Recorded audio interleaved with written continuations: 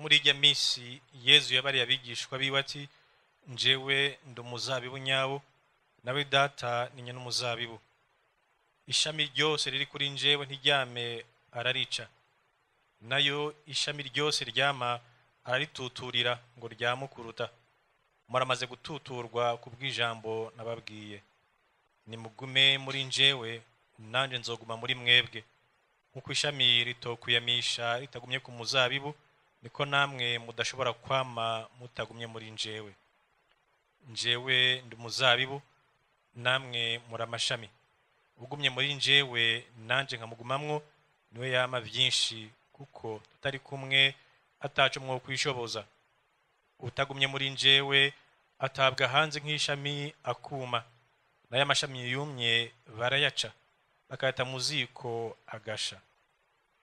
Nimwaguma muri njyewe amajambo yanje nayo akaguma muri mwebwe, muzosaba ico mushaka mukironke.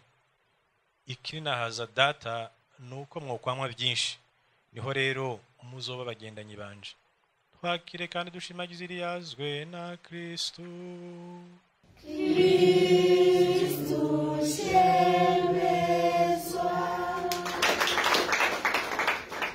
Uyu munsi Yezu agize ati muramaze gututurwa ku bw'ijambo nababwiye. Dusaba inema yo kubandanya twifuza kumenya Yezu Kristo, tumurondere ku munsi ku munsi mu byago bya minsi yose, abo duhura, ibikorwa, aho tubikorera hose, ukuzirikana ijambo ry'Imana mu kuronka amasakramento. Tumaze iminsi tuzirikana inkuru nziza ya Yezu Kristo nk'uko tubishikirizwa na Yohani. Mu ntango y'iyo nkuru nziza, Yohana agira ati mbere na mbere ijambo yariho, ijambo yari Imana, ijambo yigize umuntu abana natwe, kandi abakiriye iryo jambo baronse ingabire nziza yo kwitwa abana b'Imana. Yezu muri iyi minsi amaze iminsi atwereka uwari. Njyewe ndi inzira, ukuri n'ubuzima, njyewe ndi umukate w'ubuzima. Hirya y'ejo yagize ati njyewe ndi umwungere mwiza. Arasubira ati njyewe ndi irembo. Uyu munsi agize ati njyewe ndi umuzabibu. Ariko akoresha izo ngereranyo zose akagaruka ku iryo jambo agize ati nimugume ku ijambo. Ugumanye ijambo ryanje niwe aronka ubuzima. Izaburi 119:105 ugira uti ijambo ryawe Mukama n'urumuri rw'ibirenge byanje n'umuco w'ubuzima bwanje. Uyu munsi Izaburi nayo igize iti mbega akanyamuneza twagize igihe batubwira bati nitugende mu ngoro y'Umukama. Yezu niba muvyibuka niwe mu nkuru nziza nk'uko tushikirizwa na Yohana agira ati harageze ko abantu batazobaja i Yerusalemu canke n'ahandi, ariko basenge bamenye ijambo, basengere mu kuri. Natwe si twese tuzogira Imana yo kuja i Yerusalemu, yo kugira ingendo nyeranda kure cyane gose, ariko turafise Bibiliya, twaramenye Kristo. Umwe wese arashobora gusoma ijambo ry'Imana kandi akaritahura. Uyu munsi inkuru nziza dusomye ihera igira iti kininahaza data nuko mwokwama vyinshi, niho rero muzoba abagendanyi banje. Ico cyifuzo ca Barinaba na Paulo aho bagenda hose, muzoze murabisoma kenshi, kwari kugira ngo batange ijambo ry'ukuri. Kristo yarapfuye, arahambwa, arazuka. Kristo niwo muco w'isi. Niryo jambo batwara ahantu mu ngendo zose z'ubutumwa bagize, kandi baririnda kuvuga irindi jambo ry'amananiza baribwira bataremera Imana.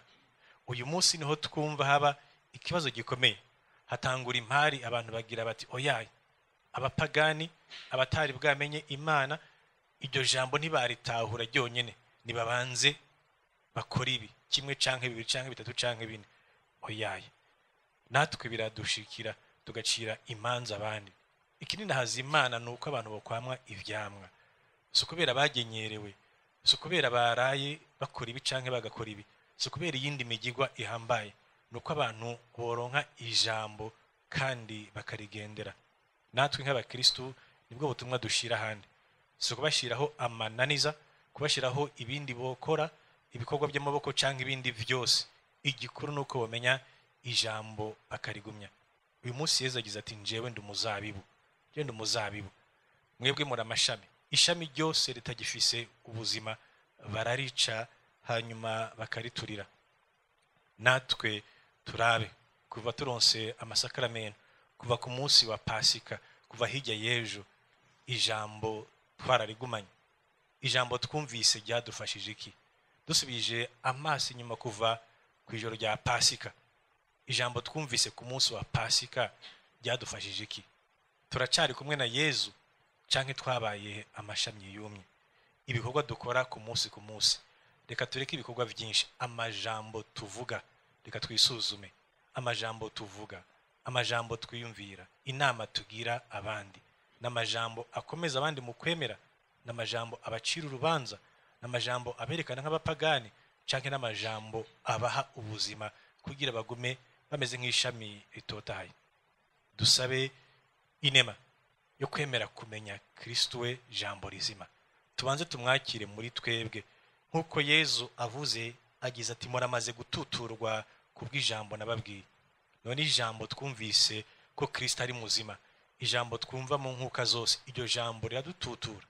Iryo jambo rituma amashami yumye muri twebwe tuyareka akagenda, canke tugenda tuyakwega kubera tudashaka gutangura ubuzima bushasha.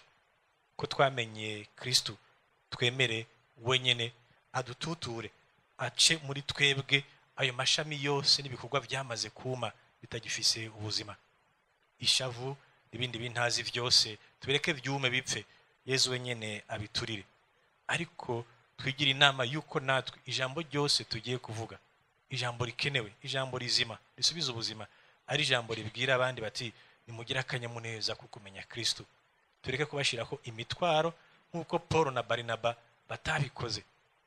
N'abantu bagize ingendo nyinshi cyane gose, ariko n'ijambo rikomeye twosoma cyane mu gitabo cy'ibikorwa by'abatumwa, bagenda bagiye gukomeza abandi mu kwemera, niryo jambo ry'abari bajanye.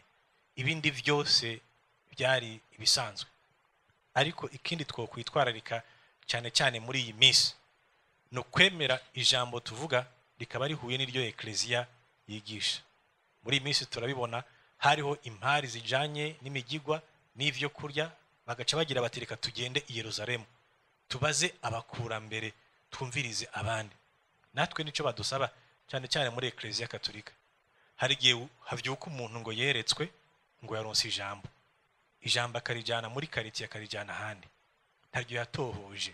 Uronse ijambo ukabona cyane cyane si ijambo ryubaka risubiza ubuzima, rishobora gutirimutsa abantu, banza wegere abakurambere.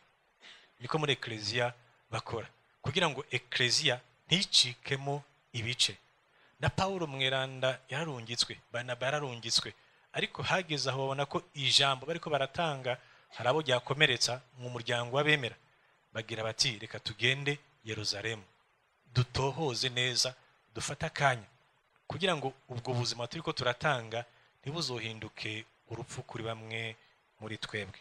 Dusaba inema yo kumenya Kristo we jambo rizima, kandi tureke Kristo wenyene acagagure muri twebwe ayo mashami yumagaye. Tugire Kristo.